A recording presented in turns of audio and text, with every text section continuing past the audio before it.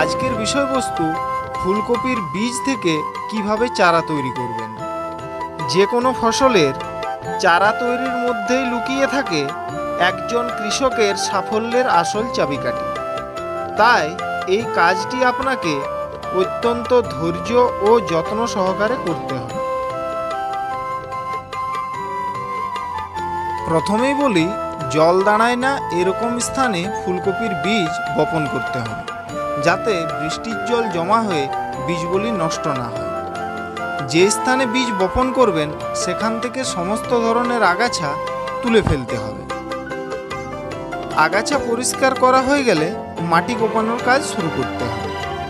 এমনভাবে মাটি কোপাতে হবে যেন বেশি ডেলা তৈরি না হয়। মাটি কোপানোর কাজ শেষ হলে 15 দিন মতো কোপানো মাটিকে ভালোভাবে রোদ খাওয়াতে হবে। এতে মাটি আরও ঝুরঝুরে হবে এবং মাটিতে থাকা বিভিন্ন ধরনের ক্ষতিকারক ছত্রাক, ব্যাকটেরিয়া, ভাইরাস প্রভৃতি নষ্ট হয়ে যাবে। ফুলকপির বীজ বপন করার জন্য একটি সুন্দর বেড তৈরি করতে হবে। সাধারণত ফুলকপি বীজের প্যাকেট 10 গ্রামের হয়। এই 10 গ্রাম বীজ বপন করার জন্য বেডটিকে মোটামুটি 2.5 থেকে 3 ফুট পর্যন্ত চওড়া করতে হবে। বেডটির দৈর্ঘ্য হবে 10 ফুট মতো। জমি থেকে বেডের উচ্চতা হবে 12 থেকে 15 সেন্টিমিটার।